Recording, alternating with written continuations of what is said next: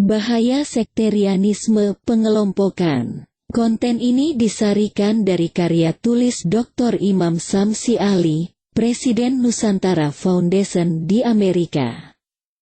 Sebagai pencerahan wawasan bagi peminat channel Pustaka Buya Hamka, Dr. Imam Samsi Ali menuliskan, dalam sebuah ceramahnya yang sangat menggugah, Syekh Hamzah Yusuf, salah seorang prominent imam besar di Amerika Serikat, mengutip sebuah pernyataan Ali bin Abi Thalib radhiyallahu anhu sebagai berikut.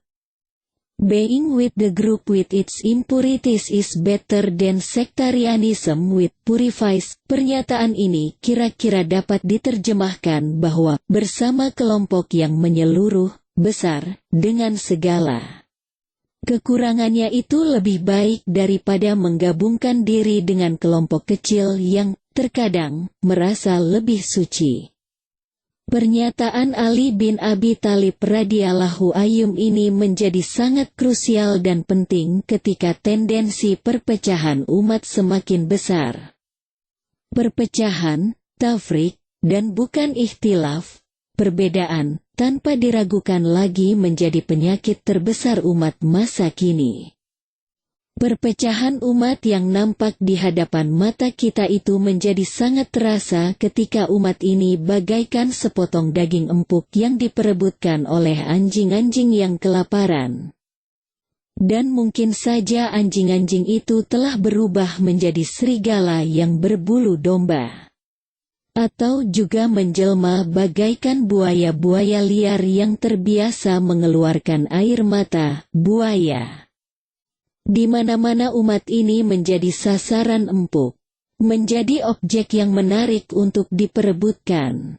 Tidak tanggung-tanggung para buaya dan serigala liar itu rela bekerja sama demi memangsa sepotong daging yang empuk dan lezat itu.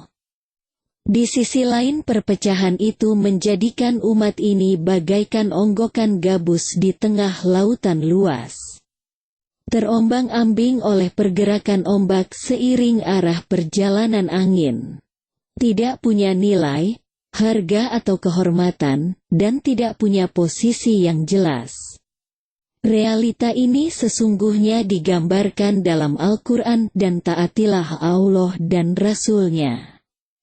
Dan janganlah kamu berselisih, berpecah, yang menyebabkan kamu gagal dan kekuatanmu hilang. Al-Quran Surah Al-Anfal ayat 46. Kata tana'azu itu sendiri berasal dari kata naza'a yanzau, yang artinya mencabut atau menarik sesuatu. Artinya kata tana'azu di sini bukan sekedar berselisih paham dalam arti berbeda pandangan, tapi sebuah sikap yang memecah belah akibat perbedaan yang ada. Dan karenanya Islam tegas bahwa di satu sisi menghormati perbedaan, keragaman, termasuk perbedaan opini dalam banyak hal adalah hal biasa. Tapi tegas melarang tendensi memecah atau berpecah dari kelompok besar keumatan. Tentu kata keumatan ini dapat dipahami pada tingkatan yang berbeda. Ada keumatan pada tingkat global, tingkat nasional, dan juga pada tataran lokal, komunitas. Secara global umat ini dengan segala ragam perbedaan yang ada di dalamnya, termasuk perbedaan nasional kenegaraan, nation state, hendaknya tetap menjaga persatuan keumatan secara global. Semua anggota umat terikat oleh satu ikatan ukhuwah imaniyah, innamal mu'minuna ikhwah. Secara nasional juga demikian.